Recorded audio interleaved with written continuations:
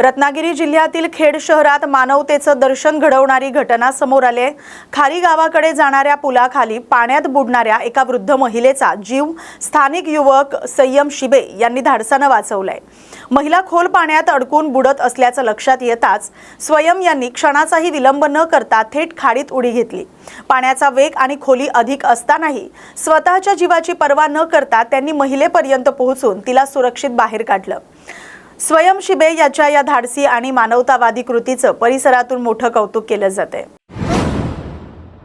राष्ट्रवादी काँग्रेसमध्ये सध्या वेगवान राजकीय घडामोडी सुरू आहेत। पक्षाच्या कार्यकारिणीवरून नाराजीचं वातावरण निर्माण झालंय।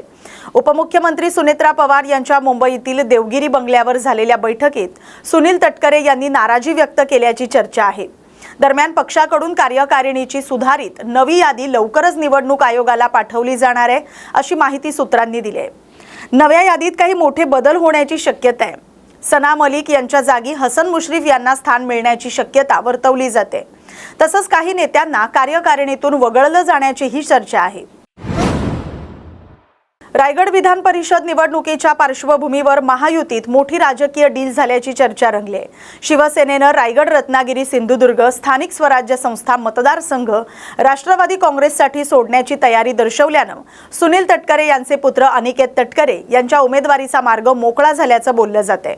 सूत्रांच्या माहितीनुसार या बदल्यात शिवसेनेकडून रायगडचं पालकमंत्रीपद मागण्यात आलंय। भरत गोगावले यांच्या नावाची जोरदार चर्चा सुरू आहे।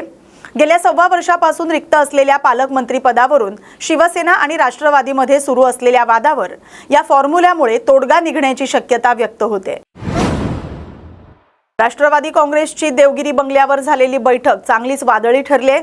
प्रदेशाध्यक्ष सुनील तटकरे यांनी पक्षातील घडामोडींवर नाराजी व्यक्त करत थेट पक्ष नेतृत्वाला जाब विचारलाय। अजित पवारांच्या निधनानंतर पक्ष एकसंध ठेवण्यासाठी आपण आणि प्रफुल्ल पटेल यांनी भूमिका बजावली, मात्र टीकेच्या वेळी पक्षातून कोणीही पाठीशी उभं राहिलं नाही, अशी खंत तटकरे यांनी व्यक्त केली। दरम्यान छगन भुजबळ यांनी विषय पुढे न वाढवण्याचा सल्ला दिला, मात्र यावर स्पष्टता झालीच पाहिजे असं म्हणत तटकरेंनी आपली भूमिका ठामपणे मांडली। या घडामोडींमुळे बैठकीत तणावाचं वातावरण निर्माण झालं होतं। अहिल्यानगर विधान परिषद निवडणुकीच्या पार्श्वभूमीवर भाजपमध्ये राजकीय हालचालींना वेग आलाय।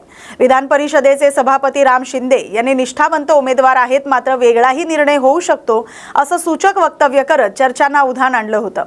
दरम्यान राष्ट्रवादी काँग्रेस शरद पवार गटाचे माजी मंत्री प्राजक्त तनपुरे यांच्या भाजप प्रवेशाची जोरदार चर्चा सुरू आहे। 30 मे रोजी त्यांचा पक्षप्रवेश होण्याची शक्यता व्यक्त केली जाते।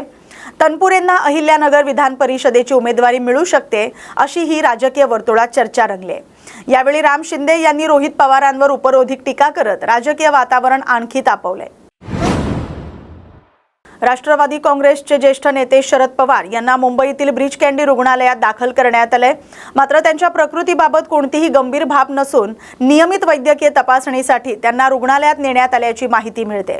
डॉक्टरांच्या सल्ल्यानुसार काही आवश्यक चाचण्या करण्यात येत आहेत। तपासण्या पूर्ण झाल्यानंतर त्यांना लवकरच डिस्चार्ज मिळण्याची शक्यता आहे। त्यामुळे कार्यकर्ते आणि समर्थकांनी चिंता करू नये असंही सांगण्यात आलंय। या बातमीसोबतच महाराष्ट्र बुलेटिनमध्ये आता इथेच थांबतोय।